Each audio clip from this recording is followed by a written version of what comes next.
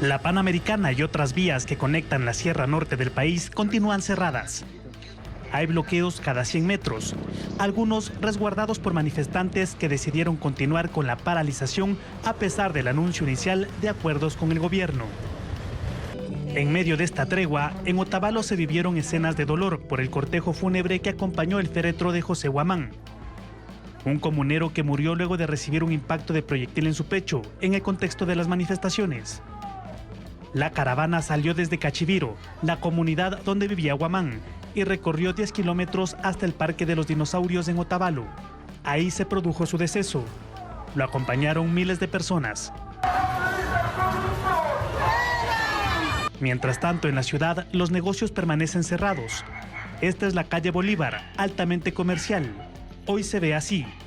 Las puertas cerradas son la constante en las calles Salinas y Roca y en el redondel del Danzante. Casi el 95% de los locales siguen cerrados. Esto en parte por amenazas de comuneros que permiten abrir solo a farmacias. En Cotacachi, ciudad turística, los comercios cerrados son la constante. Aquí hubo abastecimiento de víveres entre el miércoles y jueves y se permitió el trabajo de los locales comerciales. En los mercados hay desabastecimiento y pocas ventas. Los pocos locales abiertos de venta de artículos de cuero característicos de esta ciudad no reciben clientes. Los afectados son principalmente artesanos. En esa ciudad hubo atención médica a personas heridas en las manifestaciones. Este fue uno de los acuerdos del diálogo entre una parte de la dirigencia y el gobierno. Se prevé que el lunes se retomen las conversaciones con las autoridades gubernamentales. Mientras tanto, los comuneros indican que se mantendrán los bloqueos y los negocios cerrados. La apertura parcial de la vía entre Ibarra y Antonio Ante impulsa la actividad comercial y revitaliza el tráfico en Atuntaqui. Sin embargo, las manifestaciones indígenas siguen generando incertidumbre en esa ciudad. La habilitación del tramo de la Panamericana desde Ibarra hasta Antonio Ante ha generado un cambio en la ciudad de Atuntaqui, su cabecera cantonal, una de las más afectadas por el paro indígena. Contrario a las últimas 3 semanas, ya se observa circulación vehicular en sus calles. El mercado municipal está abierto sin restricciones. Los habitantes, aunque todavía con temor e intranquilidad, han salido a abastecerse, principalmente de alimentos. En el área textil de este centro de expendio, que hasta hace 48 horas lucía vacío, ya están algunos comerciantes que intentan vender algo y retomar sus actividades. Los locales de abastos y carnicerías ubicados a su alrededor también abrieron sus puertas. Y si bien es cierto, hay una tensa espera, es lo que yo digo, no hay una tranquilidad, porque mientras esto no termine nadie va a estar tranquilo. El panorama no es tan alentador en el sector textil, principal motor de la economía de esta localidad. Algunos locales han abierto sus puertas, pero por el bloqueo de la Panamericana en Otavalo, que hoy cumple 26 días, no llegan los clientes, que provienen principalmente de Quito. Otros locales, en cambio, se mantienen cerrados para evitar confrontaciones con los manifestantes. Una secuela económica terrible para el sector productivo en general. Y esto ha acarreado pues unas pérdidas que superen ya más de los 12 millones de dólares. Y temen que el paro se extienda hasta el feriado de noviembre y las afectaciones se multipliquen. Este viernes, en el día 26 del paro, se realiza la audiencia para decidir si se levanta la prisión de 11 otavaleños procesados por terrorismo, que fueron detenidos el 22 de septiembre. La defensa alegó que les formularon cargos sin la presencia de sus abogados particulares, que violaron sus derechos al enviarles a cárceles de la costa sin justificación y que la policía detuvo a las personas equivocadas. Aseguran que ellos no son los responsables del ataque al destacamento policial de Otavalo. No podemos decir porque son indígenas y están cruzando por el lugar, van detenidos. Tenemos que justificar riesgo procesal. El daño causado, la tristeza causada en el pueblo quichua Otavalo con los detenidos que están todavía presos, es una causa más por la que las bases, la gente no quiere levantarse. Solicitaron al tribunal que revoque la prisión preventiva y dicte otra medida. Está previsto que como parte de la audiencia se abra un diálogo intercultural, que es un mecanismo que permite la ley para comprender el contexto en el que se dieron los hechos. autoridades judiciales y autoridades comunitarias puedan intercambiar criterios para pensar alternativas que permitan enfriar el conflicto. En las próximas horas, la Fiscalía dará a conocer su postura frente a los pedidos de libertad. Mucha atención porque hallan herramientas eléctricas y otras evidencias en la escena del crimen de una madre en el norte de Guayaquil. Efectivamente, la policía investiga un posible caso de matricidio registrado acá en el norte de Guayaquil. Ocurrió en la ciudadela Sauces 9, acá en el norte de la ciudad. Miren, vamos a caminar un poquito para llegar al sitio mismo donde ocurrió este hecho violento. Se trata del asesinato de la abogada Marta Cecilia Solís Cruz, de 47 años, quien estuvo reportada como desaparecida desde el pasado 5 de octubre. Sin embargo, pues resulta que las investigaciones establecieron que la mujer no estaba desaparecida, no estaba secuestrada. La mujer estaba asesinada, estaba descuartizada dentro de ese departamento que nosotros podemos apreciar acá en la ciudadela Sauces 9, en el norte de la ciudad. Los vecinos de acá del sector dicen que ellos vieron a través de videos grabados por cámaras instaladas en la zona, que la mujer entró, pero no volvió a salir. También nos han mencionado los vecinos que acá se escucharon cómo se utilizaban herramientas eléctricas. Y efectivamente, la policía allanó el domicilio, encontró a la mujer descuartizada, desmembrada, destrozada, dentro de una lavadora. Unas partes, otras partes estaban en un tacho plástico color azul. Allí tenían a la mujer descuartizada, ¿no? Entonces lo que también encontraron dentro de este domicilio son cosas que llaman muchísimo la atención. Por ejemplo, encontraron 7 cuchillos, una sierra eléctrica, una amoladora eléctrica. También encontraron una podadora manual, un machete, es decir, esto habrían utilizado las personas que cometieron este acto criminal para precisamente destrozar a esta señora. En la escena se encontró varias piezas anatómicas dentro de un aparato con características similares a una lavadora, así como otras en el interior de un recipiente plástico de color azul. Indicios levantados en el lugar: un celular, una laptop color plomo, una envoltura color blanco, una tarjeta bancaria, 7 cuchillos, una sierra eléctrica, una moledora eléctrica color amarillo, una podadora, un machete y 2 hisópados. La víctima, de nombre Solís M, tenía la edad aproximada de 49 años de edad. Se revisó sus antecedentes penales, la misma que no posee antecedentes y es de nacionalidad ecuatoriana.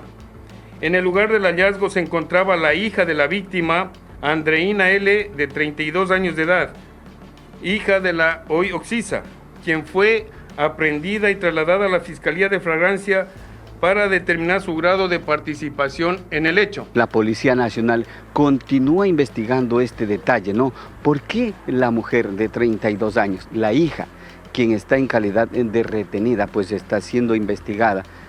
¿Por qué pudo haber tomado esta determinación? Porque también se presume que no fue que ella actuó sola, sino que habría actuado con otras personas. Y está siguiendo con la línea investigativa para determinar si existieron más personas que pudieron estar inmersas en este hecho. Y obviamente se presume que la hija tuvo algo que ver, porque cuando el hijo va a visitarle a su madre en el domicilio que vivía con la hija no le permite el ingreso al hijo. Entonces ahí es donde la Policía Nacional, a través de sus unidades investigativas, procede a la aprehensión de la hija de la Oxisa.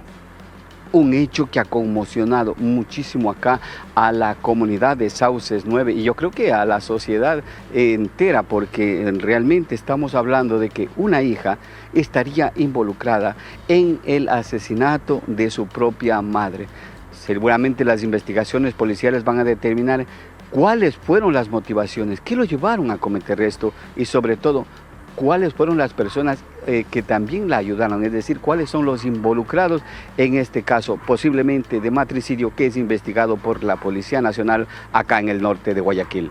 Ahora en otro otros temas, les contamos que agentes del FBI con equipamiento técnico especializado trabajan en la zona cero del atentado terrorista frente a Mall del Sol, mientras varios de la avenida Joaquín Orrantia se reabren al tránsito y las vías ya empiezan a moverse. Así es, ¿qué tal? Buenas tardes. Cerca de las 11 de la mañana, varios tramos de la avenida Joaquín Orrantia han sido aperturados. Esto luego de la reunión que tuvieron personal de la Policía Nacional junto con otras autoridades de la ciudad de Guayaquil, donde analizaron esta situación. Sin embargo, las investigaciones sobre este atentado terrorista continúan. Desde el primer día, los agentes estadounidenses trabajan junto a peritos de criminalística de la Policía Nacional, analizando los restos del vehículo, la onda expansiva y las trazas químicas del explosivo. Los especialistas están realizando comparaciones de residuos y rastreo de huellas digitales con el objetivo de identificar a los responsables materiales del atentado y a quienes manipularon el artefacto. Fuentes policiales confirmaron que los expertos del FBI trajeron equipos portátiles de detección molecular similares a los usados en escenarios de guerra y atentados internacionales, capaces de identificar la procedencia exacta de la emulsión y sus posibles componentes importados o adulterados. Y ellos pueden tomar mano de todos los instrumentos o de todo lo que necesiten para consolidar la recolección de todas las evidencias e indicios que les permitan formular o plantear justamente las hipótesis que nos puedan llegar a determinar quiénes son los autores materiales e intelectuales de este hecho. El FBI analiza si parte de los insumos utilizados en la mezcla explosiva pudieron ingresar por pasos irregulares de la frontera sur, lo que reforzaría la hipótesis de un circuito criminal entre Ecuador y Perú que abastece tanto a minas ilegales como a estructuras delictivas urbanas. El hallazgo de fragmentos de etiquetas en la escena del crimen refuerza esa conexión. Y lo que buscaban ellos es sembrar el pánico y el terror, no solo en la ciudadanía, sino también en todos los funcionarios encargados de cumplir y hacer cumplir la ley. En el laboratorio forense se comparan los números de lote y la composición química, con materiales incautados de Ponce Enríquez y Buenos Aires, donde la Policía Nacional ha señalado que la estructura criminal Los Lobos mantiene control sobre la extracción ilegal de oro y el uso clandestino de dinamita. Los agentes también trabajan sobre el contenido de cámaras de seguridad. Las imágenes se analizan cuadro por cuadro para rastrear rostros, placas y rutas. Las autoridades ecuatorianas mantienen comunicación directa con unidades antiterroristas del Perú y con el Buró Federal, que ha catalogado el caso como un evento de interés internacional. Cabe mencionar, compañeros, que todavía existen 2 edificios que permanecen cerrados totalmente, ya que se siguen realizando trabajos técnicos y también de limpieza. La cooperativa San Francisco en Guayaquil, de donde salió el coche bomba, es considerada el bastión del grupo terrorista Los Lobos. El reclutamiento de menores de edad por parte de bandas criminales es una de las problemáticas de la zona. Así luce la cooperativa San Francisco, ubicada frente a la penitenciaría del Litoral en el norte de Guayaquil. Calles en mal estado e inaccesibles. La basura se acumula en las esquinas e inclusive también se denuncia el derrame de aguas servidas. En este sector habitan cerca de 33,000 familias de escasos recursos, mientras que el comercio incrementa de a poco en las avenidas principales. Desde esta zona, el pasado 14 de octubre salió el coche bomba que explotó en la avenida Joaquín Orrantia. Cámaras de Segurepe captaron el momento exacto en el que la camioneta, custodiada por motocicletas y otros vehículos, se dirigía hacia el sector del Mall del Sol. La cooperativa San Francisco es considerada el bastión del grupo terrorista Los Lobos. Aquí también opera una de sus facciones, Los Pitufos. El reclutamiento de menores de edad por parte de estas bandas criminales es una de las problemáticas en materia de seguridad de la zona. Inclusive un artículo del medio The Economist señala textualmente que los mafiosos han cortado la lengua a los niños para evitar que se conviertan en informantes de la policía. El control que ejercen los grupos delictivos en la cooperativa San Francisco hace que no cualquiera pueda ingresar al sector e inclusive durante nuestro recorrido, miembros de la Policía Nacional nos advirtieron el peligro del lugar. Entre los hechos que han causado conmoción en la zona durante el último año constan la violenta incursión de criminales en el sector conocido como El Mirador. La policía en su momento atribuyó el ataque a una estrategia de bandas de apoderarse de casas y terrenos para convertirlos en centros de acopio de droga. Y es así como esta zona, ubicada en las faldas de los cerros y al frente del complejo carcelario, se ha convertido en uno de los puntos críticos de Guayaquil, en donde menores de edad crecen rodeados de criminales, ataques y extorsiones. Y entre el año 2022 y 2024, el narcotráfico, la minería ilegal y el terrorismo fueron declarados amenazas para la seguridad del Estado. Especialistas creen que ante el recrudecimiento de la violencia, el Estado está obligado a aumentar sus capacidades militares, actualmente sobreexigidas.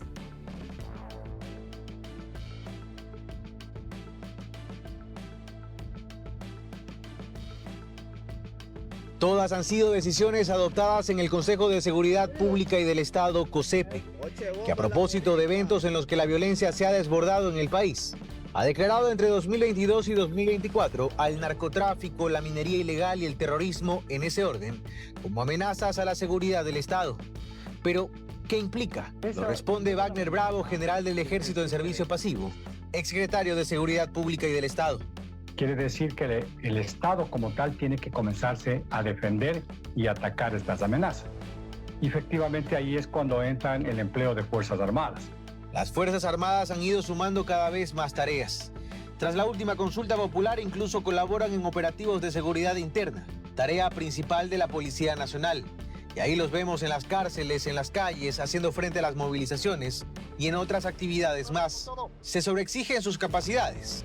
Luis Altamirano, excomandante general del Ejército, cree que sí. Pero lo que hemos tenido es una sobrecarga de las Fuerzas Armadas en un trabajo de tipo policía en las ciudades, en donde no existe inteligencia, en donde se hace presencia, y a la final esto conduce a un desgaste y a una focalización inadecuada de las capacidades operativas disponibles. Y frente al recrudecimiento de la violencia es necesario aumentar las capacidades operativas para no descuidar las fronteras, por donde siguen ingresando armas y droga, así lo cree Bravo.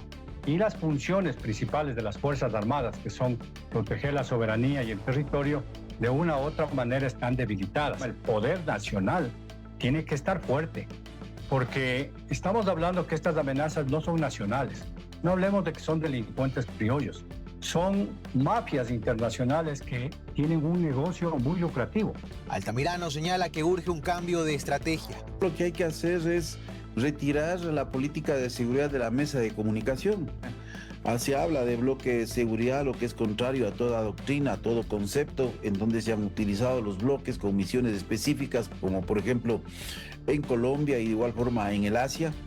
Entonces, lo que estamos viendo es que se usa estas figuras más desde el punto de vista del marketing político. Son los escenarios que afronta Fuerzas Armadas y cuya pelea coinciden no durará poco, y para eso hay que estar preparados. Durante la segunda semana de octubre, que fue el tiempo que estuvo al frente de la Fiscalía General del Estado, Carlos Alarcón solicitó el archivo de una investigación previa tras una denuncia contra el presidente Daniel Noboa, su esposa y 2 representantes en Ecuador de la minera que explotaría Quimsacocha. A su ya polémica designación como fiscal subrogante se suman cuestionamientos por su debut al frente de la institución. Carlos Alarcón reemplazó en sus funciones a Wilson Toainga entre el 5 y el 10 de octubre, cuando viajó a Brasil a una conferencia. Tomó decisiones. El 8 de octubre, en la víspera del feriado extendido por las fiestas de independencia de Guayaquil, solicitó el archivo de una investigación previa que fue abierta tras la denuncia presentada por Yacu Pérez Guartambel y una decena de activistas en contra del presidente de la República, Daniel Noboa, su esposa Lavinia Balbonesi, David Rae y Guillermo Salgado, representantes en Ecuador de la empresa Dundee Precious Metal. La denuncia fue presentada a finales de agosto por un supuesto tráfico de influencias entre las máximas autoridades del gobierno y la firma que explotaría Quimsacocha en Azuay, cuya licencia fue revocada. Entre los hechos narrados, reuniones y una donación de esta empresa a uno de los proyectos sociales de la primera dama. La solicitud recayó por sorteo el pasado 14 de octubre en el despacho de la jueza Daniela Camacho, quien deberá resolver. El 3 de octubre pasado, Carlos Alarcón fue designado por el Consejo de la Judicatura para reemplazar a Wilson Toainga en caso de ausencia temporal o definitiva.